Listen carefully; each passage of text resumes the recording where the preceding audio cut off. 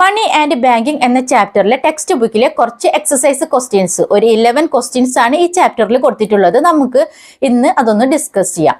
പിന്നെ എനിക്ക് നിങ്ങളോട് പറയാനുള്ളത് എന്താണെന്ന് വെച്ചാൽ, ഇപ്പോൾ ഒരു ക്ലാസ് ടെസ്റ്റ് വരുന്ന സമയത്തോ അല്ലെങ്കിൽ ഒരു എക്സാം വരുന്ന സമയത്തോ ചില കുട്ടികളുണ്ട് ടെക്സ്റ്റ് ബുക്ക് പഠിക്കാതെ നേരിട്ട് ക്വസ്റ്റ്യൻ ആൻസറിലേക്ക് കടക്കുക, അല്ലെങ്കിൽ ഏതെങ്കിലും ഒരു ഗൈഡ് വാങ്ങി പഠിക്കുക, അല്ലെങ്കിൽ ക്ലാസ്സിൽ നിന്ന് തരുന്ന നോട്ട് മാത്രം പഠിച്ചിട്ട് പോവുക.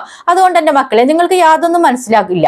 നിങ്ങൾ ടെക്സ്റ്റ് ബുക്കിൽ ഈ കണ്ടന്റ് എന്താണ് എന്നുള്ളതും ഒരു ടോപ്പിക്ക് മറ്റൊരു ടോപ്പിക്കായിട്ട് എങ്ങനെ റിലേറ്റഡ് ആയിട്ട് കിടക്കുന്നു എന്നുള്ളതും നിങ്ങൾ കൃത്യമായി പഠിച്ചതിന് ശേഷം മാത്രം നിങ്ങൾ ക്വസ്റ്റ്യൻ ആൻസർ പഠിക്കാനിരിക്കുക. പിന്നെ ഈ ക്ലാസ്സിന്റെ അവസാനം ഇതിന്റെ ക്വസ്റ്റ്യൻ ആൻസർ ഞാൻ ഇംഗ്ലീഷിലും മലയാളത്തിലും ഷെയർ ചെയ്യുന്നുണ്ട്. അപ്പൊ ആവശ്യമുള്ള കുട്ടികൾക്ക് അത് നോട്ട് എഴുതിയെടുക്കാം. ഇനി നോട്ട് എഴുതാനായിട്ട് അത്ര മടിയുള്ള കുട്ടികളാണെങ്കിൽ അതിന്റെ സ്ക്രീൻഷോട്ട് എടുത്തു വെച്ചിട്ട് ആവശ്യമുള്ള സമയത്ത് എടുക്കാം. പക്ഷെ ഞാൻ കൂടുതൽ നിങ്ങളോട് സജസ്റ്റ് ചെയ്യുന്നത് നിങ്ങൾ ഇതിന്റെ നോട്ട് എഴുതി വെച്ചിട്ട് പഠിക്കാൻ തന്നെയാണ്. കാരണം 50% നമ്മുടെ മെമ്മറിയിൽ എഴുതുമ്പോൾ പതിയും. അപ്പൊ നമുക്ക് സമയം കളയാണ്ട് നേരെ ക്വസ്റ്റ്യൻസിലേക്ക് കടക്കാം. ഒന്നാമത്തെ ക്വസ്റ്റ്യൻ എന്താണെന്ന് വെച്ചാൽ, what is A barter system, what are it's drawbacks? എന്താണ് ബാർട്ടർ സിസ്റ്റം? ബാർട്ടർ സിസ്റ്റം എന്ന് പറഞ്ഞാൽ പണത്തിന്റെ സഹായമില്ലാതെ തന്നെ സാധനങ്ങൾക്ക് പകരം സാധനങ്ങൾ കൈമാറ്റം ചെയ്യുന്ന പ്രക്രിയയാണ്. ഇതിന്റെ ഡ്രോബാക്സ് എന്താണെന്നുള്ളത് നമ്മൾ ക്ലാസ് എടുക്കുന്ന സമയത്ത് കൃത്യമായിട്ട് പഠിച്ചതാണ്. നിങ്ങൾക്ക് ഓർമ്മയുണ്ടോ? ഒന്നാമത്തെ ഡ്രോബാക്ക് എന്ന് പറഞ്ഞാൽ lack of double coincidence of funds. അതാണ് ഒന്നാമത്തെ ഡ്രോബാക്ക്. അതായത് ആവശ്യങ്ങളുടെ പൊരുത്തമില്ലായ്മ. ആവശ്യങ്ങളുടെ പൊരുത്തമില്ലായ്മ എന്ന് പറഞ്ഞു കഴിഞ്ഞിട്ടുണ്ടെങ്കിൽ അതിന്റെ ഒരു എക്സാമ്പിളിൽ കൂടെ നമുക്ക് നോക്കാം. ഇപ്പൊ ഒരാളുടെ കയ്യിലുള്ളത് 2 കിലോ അരിയാണ് എന്ന് വിചാരിക്കുക. അയാൾക്ക് അതിന് പകരമായിട്ട് മറ്റൊരാൾ കൊടുക്കുന്നത് വസ്ത്രമാണ് എന്ന് വിചാരിക്കുക. ഈ അരി കൊടുത്തിട്ട് വസ്ത്രം കിട്ടുന്ന ആൾക്ക് ആ വസ്ത്രത്തിന്റെ ആവശ്യമുണ്ടെങ്കിൽ മാത്രമാണ് അയാളുടെ ആവശ്യം അവിടെ പൊരുത്തപ്പെട്ടു എന്ന് പറയാൻ പറ്റുള്ളൂ. അയാൾക്ക് ചിലപ്പോൾ ആവശ്യം പാത്രമായിരിക്കും, ആയിരിക്കാം, അല്ലെങ്കിൽ വേറെ ഏതെങ്കിലും ഒരു വസ്തു ആയിരിക്കാം. അങ്ങനെയാണെന്ന് വെച്ചിട്ടുണ്ടെങ്കിൽ അയാൾക്ക് വസ്ത്രം കിട്ടിക്കഴിഞ്ഞിട്ടുണ്ടെങ്കിൽ അയാളുടെ ആവശ്യം അവിടെ പൊരുത്തപ്പെട്ടു എന്ന് നമുക്ക് പറയാൻ പറ്റില്ല. അപ്പൊ സാധനങ്ങൾ കൈമാറ്റം ചെയ്യുന്ന 2 പേരുടെയും ആവശ്യങ്ങൾ തമ്മിൽ പൊരുത്തപ്പെട്ടാൽ മാത്രമാണ് അവരുടെ ഈ കൈമാറ്റം സാധുവായി എന്ന് നമുക്ക് പറയാൻ പറ്റുള്ളൂ. ഇനി രണ്ടാമത്തെന്ന് പറഞ്ഞാൽ lack of common measuring value. അതായത് വസ്തുക്കളുടെ മൂല്യം അളക്കുന്നതിന് വേണ്ടിയിട്ട് പൊതുവായിട്ടുള്ള ഒരു മാനദണ്ഡം ഉണ്ടായിരുന്നില്ല. ഇനി മൂന്നാമത്തെ ഡ്രോബാക്ക് എന്ന് പറഞ്ഞാൽ ലാക്ക് ഓഫ് ഡിവിസിബിലിറ്റി. അതായത് ഒരു വസ്തുവിന്റെ മൂല്യം ചോരാതെ തന്നെ അതിനെ വിഭജിക്കുക എന്നുള്ളത് വളരെ ബുദ്ധിമുട്ടായിരുന്നു. അത് എക്സാമ്പിൾ ആയിട്ട് പറയുകയാണെങ്കിൽ ഇപ്പൊ നമ്മൾ നേരത്തെ അരിയുടെ എക്സാമ്പിൾ എടുത്ത പോലെ തന്നെ നമുക്ക് അരിയുടെ എക്സാമ്പിൾ തന്നെ എടുക്കാം. ഇപ്പൊ ഒരാളുടെ കയ്യിൽ 5 കിലോ അരിയാണ് ഉള്ളതെന്ന് വിചാരിക്കുക. അയാൾക്ക് അരി കൊടുത്തിട്ട് പകരം കിട്ടുന്നത് പശുവാണ് എന്ന് വിചാരിക്കുക. ഇപ്പൊ നമുക്കറിയാം ഒരു 5 കിലോ അരിയുടെ മൂല്യത്തിനേക്കാൾ വളരെ വലുതായിരിക്കും പശുവിന്റെ മൂല്യം. അങ്ങനെയാണെന്ന് വെച്ചിട്ടുണ്ടെങ്കിൽ ഇപ്പൊ പശുവിന് കൊടുത്ത ആൾക്ക് ഈ അരിയുടെ മൂല്യത്തിനനുസരിച്ച് പശുവിന് വിഭജിച്ച് കൊടുക്കാൻ പറ്റില്ലല്ലോ. അപ്പൊ അത് പ്രായോഗികമായിട്ട് ബുദ്ധിമുട്ടാണ്. ഇനി അടുത്ത 4ാമത്തെ ഡ്രോബാക്ക് എന്ന് പറഞ്ഞാൽ ഡിഫിക്കൽറ്റി ഇൻ സ്റ്റോറിംഗ് വെൽത്ത്. അതായത് ചില സാധനങ്ങൾ പെട്ടെന്ന് നശിച്ചു പോകുന്നതുണ്ടായിരിക്കും, ചില സാധനങ്ങൾ സൂക്ഷിച്ചു വെക്കാൻ പറ്റാത്ത അത്ര വലിപ്പമുള്ളതുണ്ടായിരിക്കും. അപ്പൊ ഇങ്ങനെയുള്ള പ്രായോഗിക ബുദ്ധിമുട്ടുള്ളത് കൊണ്ട് തന്നെ ഇത് സൂക്ഷിച്ചു വെക്കാനുള്ള ബുദ്ധിമുട്ട് ഉണ്ടായിരുന്നു. ഇനി അടുത്തതെന്ന് പറഞ്ഞാൽ lack of standard for deferred payment. അതായത് കടം വാങ്ങാനും ഇടപാടുകൾ നടത്താനും വേണ്ടിയിട്ട് സാധനങ്ങൾ ഉപയോഗിക്കുക എന്നുള്ളത്, പണത്തിന് പകരം സാധനങ്ങൾ ഉപയോഗിക്കുക എന്നുള്ളത് പ്രായോഗികമായിട്ട് വളരെ ബുദ്ധിമുട്ടായിരുന്നു. അപ്പൊ ഇതൊക്കെയാണ് ബാർട്ടർ സിസ്റ്റത്തിന്റെ ഡ്രോബാക്സ്. ഇനി അടുത്ത ചോദ്യത്തിലേക്ക് കിടക്കാം. രണ്ടാമത്തെ ചോദ്യം എന്ന് പറഞ്ഞാൽ what are the main functions of money, how does money overcome the shortcomings of the barter system? എന്തൊക്കെയാണ് മെയിൻ ഫങ്ഷൻസ് ഓഫ് മണി? പണത്തിന് പ്രധാനമായിട്ടും 2 ഫങ്ഷൻസ് ആണുള്ളത്. അതായത് പണത്തിന് പ്രധാനമായിട്ടും 2 പ്രൈമറി ഫങ്ഷൻ ആണുള്ളത്. ഒന്ന് മീഡിയം ഓഫ് എക്സ്ചേഞ്ച്, അതായത് സാധനങ്ങൾ വാങ്ങാനും വിൽക്കാനും പണം ഉപയോഗിക്കുന്നു. 2 എന്ന് പറഞ്ഞാൽ മെഷർ ഓഫ് വാല്യൂ, അതായത് ഒരു വസ്തുവിന്റെ മൂല്യം അളക്കുന്നതിന് വേണ്ടിയിട്ട് പണം ഉപയോഗിക്കുന്നു. അപ്പൊ എങ്ങനെയൊക്കെയാണ് ബാർട്ടർ സിസ്റ്റത്തിൽ ഉണ്ടായിരുന്ന ഡ്രോബാക്സ് ഈ മണി നിലവിൽ വന്നതോട് കൂടിയിട്ട് പരിഹരിക്കപ്പെട്ടത്? ബാർട്ടർ സിസ്റ്റത്തിന്റെ ഡ്രോബാക്സ് നമ്മൾ പഠിച്ചു. എന്തൊക്കെയാണ്? ഒന്ന് ആവശ്യങ്ങളുടെ പൊരുത്തമില്ലായ്മ, അതായത് ഡബിൾ കോയിൻസിഡൻസ് ഓഫ് ഫണ്ട്സ്. രണ്ടാമത്തത് lack of common measuring value. അപ്പൊ ഈ പണം ഒരു പൊതുവായ മാനദണ്ഡമായിട്ട് ഉപയോഗിച്ചതോട് കൂടിയിട്ട് ഈ 2 പ്രശ്നങ്ങളും പരിഹരിക്കപ്പെട്ടു. അതുപോലെ തന്നെ പണം ഒരു മീഡിയം ഓഫ് എക്സ്ചേഞ്ച് ആയതോട് കൂടിയിട്ട് നമ്മൾ സാധനങ്ങൾ വിഭജിക്കേണ്ട ആവശ്യമില്ല. ഇപ്പൊ നമ്മൾ പണം കൊടുത്തിട്ടാണ് സാധനങ്ങൾ വാങ്ങുന്നത്. അപ്പൊ നമ്മൾ മൂല്യത്തിനനുസരിച്ച് സാധനങ്ങൾ വിഭജിക്കുക, അതാണ് ഒരു ഡ്രോബാക്ക് ആയിട്ടുണ്ടായിരുന്നത്. ലാക്ക് ഓഫ് ഡിവിസിബിലിറ്റി ആണ് ഒരു ഡ്രോബാക്ക് ആയിട്ടുണ്ടായിരുന്നത്. അപ്പൊ ഈ പ്രശ്നങ്ങളൊക്കെ പരിഹരിക്കപ്പെട്ടു. പിന്നെ അതേപോലെ തന്നെ പണമായതുകൊണ്ട് സൂക്ഷിച്ചു വെക്കാനുള്ള ബുദ്ധിമുട്ടില്ല, നമ്മൾക്ക് പണം സൂക്ഷിച്ചു വെക്കാം. അതേപോലെ തന്നെ പണം ഒരു ഡ്രോബാക്ക് ആയിട്ട് ഉണ്ടായിരുന്നത് lack of standard for deferred payment ആണ്. അപ്പൊ പണം ഒരു പൊതുവായ മാനദണ്ഡമായതോട് കൂടിയിട്ട് കടം വാങ്ങാനും ഇടപാടുകൾ നടത്താനും വേണ്ടിയിട്ട് പണം ഉപയോഗിക്കപ്പെട്ടു. അപ്പൊ ബാർട്ടർ സിസ്റ്റത്തിൽ ഉണ്ടായിരുന്ന എല്ലാ പോരായ്മകളും പണം വന്നതോടുകൂടി പരിഹരിക്കപ്പെട്ടു. അടുത്ത ക്വസ്റ്റ്യനിലേക്ക് കടക്കാം. അടുത്തത് what is transaction demand for money? How is it related to the value of transactions over a specified period of time? എന്താണ് ട്രാൻസാക്ഷൻ ഡിമാൻഡ് ഫോർ മണി? ദൈനംദിന ആവശ്യങ്ങൾക്കും അതേപോലെ തന്നെ ഇടപാടുകൾ നടത്താനും വേണ്ടിയിട്ട് ഒരാള് കൈവശം സൂക്ഷിക്കുന്ന പണത്തിന്റെ അളവാണ് ട്രാൻസാക്ഷൻ ഡിമാൻഡ് ഫോർ മണി എന്ന് പറയുന്നത്. അതായത് ദൈനംദിന ആവശ്യങ്ങൾ നടത്താൻ വേണ്ടിയിട്ട് അല്ലെങ്കിൽ ഇടപാടുകൾ നടത്താൻ വേണ്ടിയിട്ട് ഒരാൾ കൈവശം വയ്ക്കുന്ന പണത്തിന്റെ അളവ്. അപ്പൊ ഇത് പ്രധാനമായിട്ടും വരുമാനത്തെ ആശ്രയിച്ചാണ് ഇരിക്കുന്നത്. വരുമാനം കൂടുമ്പോൾ ട്രാൻസാക്ഷൻ ഡിമാൻഡ് ഫോർ മണിയും കൂടുന്നു. അപ്പൊ അടുത്തൊരു ചോദ്യം ഇതിൽ തന്നെ വന്നിട്ടുണ്ട്. How is it related to the value of transactions over a specified period of time? എങ്ങനെയാണ് ഇത് ബന്ധപ്പെട്ടിരിക്കുന്നത്? അതായത് ഒരു സമ്പദ് വ്യവസ്ഥയിലെ മൊത്തം വ്യവഹാര മൂല്യവുമായിട്ട് ഈ ട്രാൻസാക്ഷൻ ഡിമാൻഡ് ഫോർ മണി നേരിട്ട് ബന്ധപ്പെട്ടിരിക്കുന്നു. അതായത് ട്രാൻസാക്ഷൻ ഡിമാൻഡ് ഫോർ മണി എന്ന് പറഞ്ഞാൽ അതിന്റെ ഫോർമുല എന്ന് പറഞ്ഞാൽ K ഇൻറ്റു ടി ആണ്. ഇവിടെ K എന്ന് പറഞ്ഞാൽ ഒരു പോസിറ്റീവ് ഫ്രാക്ഷൻ ആണ്. അതായത് K എന്ന് പറഞ്ഞാൽ ഒരു സമ്പദ് വ്യവസ്ഥയിലെ മൊത്തം ഇടപാടുകളുടെ എത്ര ഭാഗമാണ് ആളുകൾ കൈവശം വെക്കുന്നു എന്ന് കാണിക്കുന്നതാണ് K എന്ന് പറയുന്നത്. ടി എന്ന് പറഞ്ഞാൽ ഒരു നിശ്ചിത കാലയളവിൽ സമ്പദ് വ്യവസ്ഥയിൽ ഉണ്ടാകുന്ന മൊത്തം വ്യവഹാരത്തിന്റെ മൂല്യമാണ്. അപ്പൊ ഇവിടെ ട്രാൻസാക്ഷൻ ഡിമാൻഡ് ഫോർ മണി എന്ന് പറഞ്ഞാൽ transaction demand for money equal to K into T. അതായത് ട്രാൻസാക്ഷൻ ഡിമാൻഡ് ഫോർ മണി കൂടുന്നതിനനുസരിച്ച് ആളുകൾ ട്രാൻസാക്ഷൻ സുഗമമായിട്ട് നടത്താൻ വേണ്ടിയിട്ട് കൂടുതൽ പണം കൈവശം വെക്കുന്നു. ഇനി അടുത്ത ചോദ്യത്തിലേക്ക് കടക്കാം. What are the alternative definitions of money supply in India? എന്തൊക്കെയാണ് alternative definitions of money supply in India? അതായത് ഇന്ത്യയിൽ മണി സപ്ലൈ അളക്കുന്നതിന് വേണ്ടിയിട്ട് RBI പ്രധാനമായിട്ടും 4 സൂചകങ്ങളാണ് ഉപയോഗിക്കുന്നത്. അതായത് M1, M2, M3, M4. ഇവിടെ M1 എന്ന് പറഞ്ഞാൽ നാരോ മണിയാണ്. അതായത് M1 എന്ന് പറഞ്ഞാൽ അതിൽ കറൻസി വിത്ത് പബ്ലിക് ഉണ്ട്, ഡിമാൻഡ് ഡെപ്പോസിറ്റ് വിത്ത് ബാങ്ക് ഉണ്ട്, അതർ ഡെപ്പോസിറ്റ് വിത്ത് RBI ഉണ്ട്. ഇതൊക്കെയാണ് ഉൾപ്പെടുന്നത്. ഇനി M2 എന്ന് പറഞ്ഞാൽ ഈ M1 പ്ലസ്, അതായത് M1ന്റെ കൂടെ M1 plus savings deposit with post office savings bank കൂടി വരുന്നുണ്ട്. ഇനി M3 എന്ന് പറഞ്ഞാൽ ഈ M2ന്റെ കൂടെ, അതായത് M2 പ്ലസ് ടൈം ഡെപ്പോസിറ്റ് വിത്ത് കൊമേഴ്സ്യൽ ബാങ്ക്.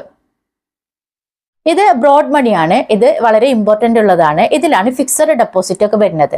ഇനി M4 എന്ന് പറഞ്ഞാൽ ഈ M3യുടെ കൂടെ, അതായത് M3 plus total deposit with post office. അങ്ങനെയാണെങ്കിലും ഇതിൽ NSC ഇൻക്ലൂഡ് ആവുന്നില്ല. അതായത് നാഷണൽ സേവിങ്സ് സർട്ടിഫിക്കറ്റ് എക്സ്ക്ലൂഡ് ആക്കിയിട്ടാണ് ഇത് നോക്കുന്നത്. അപ്പൊ ഇതൊക്കെയാണ് പ്രധാനപ്പെട്ട സൂചകങ്ങൾ. അതായത് മണി സപ്ലൈ അളക്കുന്നതിന് വേണ്ടിയിട്ട് RBI കൈക്കൊണ്ടിട്ടുള്ള പ്രധാനപ്പെട്ട 4 സൂചകങ്ങൾ. ഇനി അടുത്ത ചോദ്യത്തിലേക്ക് കടക്കാം. അടുത്ത ചോദ്യം എന്ന് പറഞ്ഞാൽ what is legal tender and what is fiat money? എന്താണ് ലീഗൽ ടെൻഡർ? ലീഗൽ ടെൻഡർ എന്ന് പറഞ്ഞാൽ നിയമപരമായ പണം. നിയമപരമായ പണം എന്ന് പറഞ്ഞാൽ ഇടപാടുകൾ നടത്തുമ്പോൾ ആർക്കും നിരസിക്കാൻ പറ്റാത്ത പണമാണ് ലീഗൽ ടെൻഡർ എന്ന് പറയുന്നത്. അപ്പൊ ലീഗൽ ടെൻഡർ എന്ന് പറയുമ്പോൾ അതിന് നമ്മൾ എക്സാമ്പിൾ ആയിട്ട് നോക്കുകയാണെങ്കിൽ ഇപ്പൊ 2016 ഇന്ത്യയിൽ 500 രൂപ നോട്ടും 1000 രൂപ നോട്ടും നിരോധിച്ചു. അപ്പൊ ഇപ്പൊ പഴയ 500 രൂപ നോട്ടും 1000 രൂപ നോട്ടും എന്ന് പറഞ്ഞാൽ ഇന്ത്യയിൽ ലീഗൽ ടെൻഡർ അല്ല. ഇനി ഫിയറ്റ് മണി എന്ന് പറഞ്ഞാൽ സ്വർണം, വെള്ളി എന്നീ വിലപിടിപ്പുള്ള വസ്തുക്കളുടെ പിന്തുണ ഇല്ലാതെ തന്നെ ഗവൺമെന്റോ അല്ലെങ്കിൽ അംഗീകൃത ഔദ്യോഗികമായിട്ടുള്ള അതോറിറ്റിയോ പുറത്തിറക്കുന്ന പണമാണ് ഇവിടെ ഫിയറ്റ് മണി എന്ന് പറയുന്നത്. ഇനി അടുത്ത ചോദ്യത്തിലേക്ക് കടക്കാം. What is high powered money? High powered money എന്ന് പറഞ്ഞാൽ ഒരു രാജ്യത്തെ സെൻട്രൽ ബാങ്ക് പുറത്തിറക്കുന്ന മൊത്തം പണത്തെയാണ് ഹൈ പവേർഡ് മണി എന്ന് പറയുന്നത്. ഇനി നമുക്ക് അടുത്ത ക്വസ്റ്റ്യൻ നോക്കാം. 7th ക്വസ്റ്റ്യൻ ആണ്. 7th ക്വസ്റ്റ്യൻ എന്ന് പറഞ്ഞാൽ explain the functions of a commercial bank. എന്തൊക്കെയാണ് കമേഴ്സ്യൽ ബാങ്കിന്റെ മെയിൻ ഫംഗ്ഷൻസ്? കമേഴ്സ്യൽ ബാങ്കിന്റെ മെയിൻ ഫംഗ്ഷൻസ് എന്ന് പറഞ്ഞാൽ 1 accepting deposit, 2 advancing loans, 3 credit creation, 4ാമത്തത് ഏജൻസി ഫംഗ്ഷൻസ്. ഏജൻസി ഫംഗ്ഷൻ എന്ന് പറയുമ്പോൾ അതിൽ പെടുന്നതാണ് ഉപഭോക്താക്കൾക്ക് വേണ്ടിയിട്ട് ബില്ലുകൾ അടയ്ക്കുക, ചെക്കുകൾ മാറുക, പണം കൈമാറുക മുതലായവ. അപ്പൊ ഈ 4 പോയിന്റ്സും നിങ്ങൾ എക്സ്പ്ലെയിൻ ചെയ്തിട്ട് വേണം എഴുതാനായിട്ട്. അതായത് മാർക്ക് എത്രയാണെന്ന് നോക്കിയിട്ട് വേണം നിങ്ങൾ എക്സ്പ്ലെയിൻ ചെയ്തിട്ട് എഴുതാനായിട്ട്. ഇനി അടുത്ത ചോദ്യം, what is money multiplier? What determines the value of this multiplier? എന്താണ് മണി മൾട്ടിപ്ലെയർ എന്ന് പറഞ്ഞാൽ? മണി മൾട്ടിപ്ലെയർ എന്ന് പറഞ്ഞാൽ സമ്പദ് വ്യവസ്ഥയിലെ മൊത്തം മണി സപ്ലൈയും ഹൈ പവേർഡ് മണിയും തമ്മിലുള്ള അനുപാതമാണ് മണി മൾട്ടിപ്ലയർ എന്ന് പറയുന്നത്. അതായത് സമ്പദ് വ്യവസ്ഥയിലെ മൊത്തം മണി സപ്ലൈയും ഹൈ പവേർഡ് മണിയും തമ്മിലുള്ള അനുപാതമാണ് മണി മൾട്ടിപ്ലയർ. ഇനി ഒരു ചോദ്യം കൂടി ഇതിൽ വന്നിട്ടുണ്ട്. What determines the value of the multiplier? എന്താണ് ഡിറ്റർമിൻസ് ചെയ്യുന്ന ഇത് എന്തൊക്കെയാണ്? അതിൽ ഒന്നാമത്തെ എന്ന് പറഞ്ഞിട്ടുണ്ടെങ്കിൽ കറൻസി ഡെപ്പോസിറ്റ് റേഷ്യോ, രണ്ടാമത്തെ പറഞ്ഞാൽ റിസർവ് ഡെപ്പോസിറ്റ് റേഷ്യോ. ഇനി അടുത്തത് what are the instruments of monetary policy of RBI? എന്തൊക്കെയാണ് RBI ഇന്ത്യയിൽ പണപ്രദാനം നിയന്ത്രിക്കുന്നതിന് വേണ്ടിയിട്ട് കൈക്കൊണ്ടിട്ടുള്ള പ്രധാന മോണിറ്ററി പോളിസികൾ? അതായത് ഇവിടെ ചോദിച്ചിട്ടുള്ളത് മോണിറ്ററി പോളിസി ടൂൾസ് ആണ്. ഇതിൽ ക്വാണ്ടിറ്റേറ്റീവ് ടൂൾസ് ഉണ്ട്, ക്വാളിറ്റേറ്റീവ് ടൂൾസ് ഉണ്ട്. ഇതിൽ ക്വാണ്ടിറ്റേറ്റീവ് ടൂൾസിൽ പെടുന്നതാണ് bank rate, repo rate, reverse repo rate, CRR, SLR, open market operation മുതലായവ. അപ്പൊ എന്തൊക്കെയാണ് ഈ ബാങ്ക് റേറ്റ് എന്ന് പറഞ്ഞിട്ടുണ്ടെങ്കിൽ, ബാങ്ക് റേറ്റ് എന്ന് പറഞ്ഞാൽ കൊമേഴ്സ്യൽ ബാങ്കുകൾക്ക് ലോങ് ടേം ആയിട്ട് യാതൊരു ഈടും കൂടാതെ, ഈടൊന്നും ഇല്ലാതെ തന്നെ RBI നൽകുന്ന വായ്പയുടെ പലിശ നിരക്കാണ് ബാങ്ക് റേറ്റ് എന്ന് പറയുന്നത്.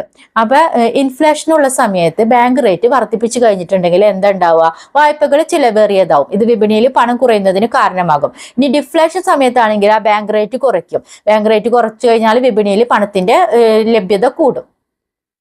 ഇതുപോലെ തന്നെ റിപ്പോ റേറ്റ് എന്ന് പറഞ്ഞാൽ കമേഴ്സ്യൽ ബാങ്കുകൾ പണം ആവശ്യമുള്ള സമയത്ത് ഷോർട്ട് ടേം ആയിട്ട് പണത്തിന് വേണ്ടിയിട്ട് RBIനെ സമീപിക്കുമ്പോൾ RBI ഗവൺമെന്റ് സെക്യൂരിറ്റികൾ ഈടായി വാങ്ങിക്കൊണ്ട് കമേഴ്സ്യൽ ബാങ്കുകൾക്ക് നൽകുന്ന പലിശയുടെ നിരക്കാണ് റിപ്പോ റേറ്റ് എന്ന് പറയുന്നത്. ഇതുപോലെ തന്നെ റിപ്പോ റേറ്റ് വർദ്ധിപ്പിച്ചു കഴിഞ്ഞാൽ ഇൻഫ്ലേഷൻ സമയത്ത് വിപണിയിൽ പണത്തിന്റെ ലഭ്യത കുറയും.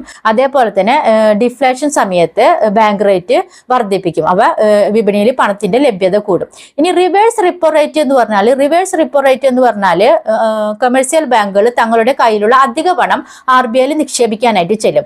ആ സമയത്ത് RBI എന്താക്കും? കമേഴ്സ്യൽ ബാങ്കുകൾക്ക് നൽകുന്ന പലിശയുടെ നിരക്കാണ് റിവേഴ്സ് റിപ്പോ റേറ്റ് എന്ന് പറയുന്നത്. അത് ഇതുപോലെ തന്നെ ഇൻഫ്ലേഷൻ സമയത്ത് എന്തുണ്ടാവുക? റിവേഴ്സ് റിപ്പോ റേറ്റ് വർദ്ധിപ്പിക്കും. ഡിഫ്ലേഷൻ സമയത്ത് റിവേഴ്സ് റിപ്പോ റേറ്റ് കുറയ്ക്കും. ഇനി CRR എന്ന് പറഞ്ഞാൽ കൊമേഴ്സ്യൽ ബാങ്കുകൾ തങ്ങളുടെ നിക്ഷേപത്തിന്റെ ഒരു നിശ്ചിത ശതമാനം ക്യാഷ് ആയിട്ട് തന്നെ റിസർവ് ബാങ്കിൽ റിസർവ് ചെയ്യണമെന്ന് നിയമം മൂലം നിർബന്ധമാക്കിയിട്ടുണ്ട്. അപ്പൊ CRR ഇൻഫ്ലേഷനുള്ള സമയത്ത് CRR വർദ്ധിപ്പിച്ചു കഴിഞ്ഞാൽ എന്തുണ്ടാവുക? വായ്പകൾ ചെലവേറിയതായിരിക്കും. അപ്പൊ ഇതുമൂലം പണം വിപണിയിൽ കുറയുന്നതിന് കാരണമാകുന്നു. ഡിഫ്ലേഷൻ സമയത്ത് ഇതുപോലെ തന്നെ CRR കുറയ്ക്കും. ഇനി നമ്മൾ ഒന്ന് പഠിച്ചത് ഓപ്പൺ മാർക്കറ്റ് ഓപ്പറേഷൻ ആണ്. ഓപ്പൺ മാർക്കറ്റ് ഓപ്പറേഷൻ എന്ന് പറഞ്ഞാൽ തുറന്ന വിപണിയിൽ ഗവൺമെന്റ് സെക്യൂരിറ്റികൾ, അതായത് കടപത്രങ്ങൾ വാങ്ങുകയും വിൽക്കുകയും ചെയ്യുന്നതാണ് ഓപ്പൺ മാർക്കറ്റ് ഓപ്പറേഷൻ എന്ന് പറയുന്നത്. ഇനി അടുത്തതെന്ന് പറഞ്ഞാൽ SLR എന്ന് പറഞ്ഞാൽ സ്റ്റാറ്റ്യൂട്ടറി ലിക്വിഡിറ്റി റേഷ്യോ. അതായത് പിന്നെ കമേഴ്സ്യൽ ബാങ്കുകൾ തങ്ങളുടെ നിക്ഷേപത്തിന്റെ ഒരു നിശ്ചിത ശതമാനം പണം ആയിട്ടോ അല്ലെങ്കിൽ സ്വർണമായിട്ടോ തങ്ങളുടെ ബാങ്കിൽ തന്നെ നിക്ഷേപിക്കണമെന്ന് നിർബന്ധമാക്കിയിട്ടുണ്ട്. അപ്പൊ ഇതിന്റെ ഈ SLRന്റെ നിരക്ക് വർദ്ധിപ്പിച്ചു കഴിഞ്ഞാൽ, അതായത് SLR വർദ്ധിപ്പിച്ചു കഴിഞ്ഞാൽ ഇതുപോലെ തന്നെ ഇൻഫ്ലേഷനുള്ള സമയത്ത് വിപണിയിൽ പണത്തിന്റെ അളവ് കുറയും, ഡിഫ്ലേഷനുള്ള സമയത്ത് പണത്തിന്റെ ലഭ്യത കുറയും. അതായത് ഇത് എന്തിനാണ് RBI ഇത്തരം പോളിസികൾ കൊണ്ടുവന്നിട്ടുള്ളത്?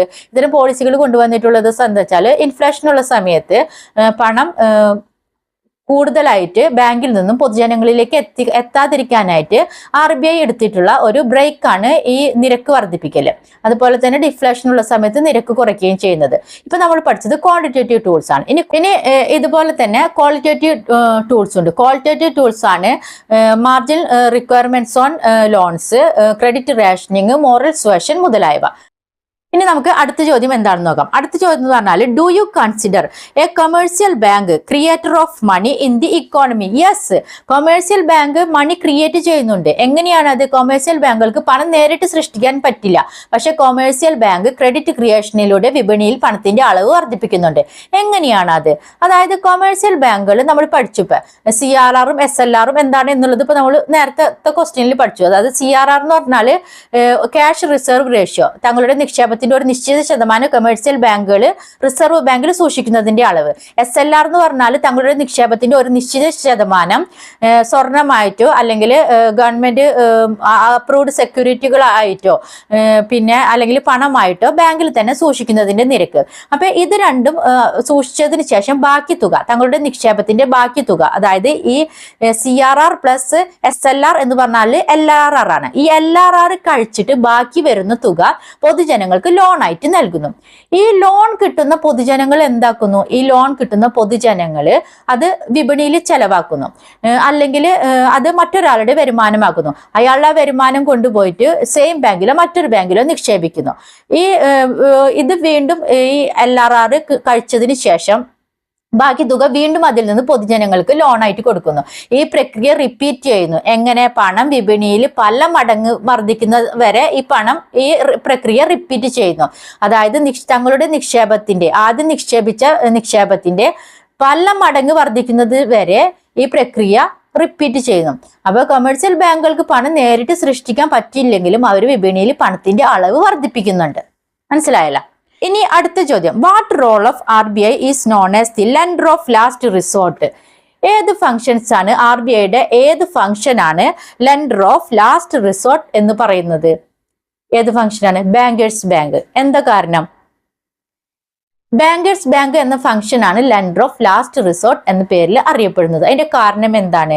അതായത് ഇപ്പൊ കമേഴ്സ്യൽ ബാങ്കുകൾക്ക് ഇപ്പൊ എവിടെ നിന്നും മറ്റൊരു സോഴ്സിൽ നിന്നും പണം കിട്ടാതെ ഇരിക്കുമ്പോഴോ അല്ലെങ്കിൽ അവർ സാമ്പത്തികമായിട്ട് തകർന്നു ഇരിക്കുന്ന സമയത്തോ RBI കമേഴ്സ്യൽ ബാങ്കുകൾക്ക് സാമ്പത്തിക സഹായം നൽകി സഹായിക്കുന്നു. അതുകൊണ്ട് ഈ ഫംഗ്ഷൻ ആണ് എന്തെന്ന് പറയുന്നത്? ലെൻഡർ ഓഫ് ലാസ്റ്റ് റിസോർട്ട് എന്ന് പറയുന്നത്.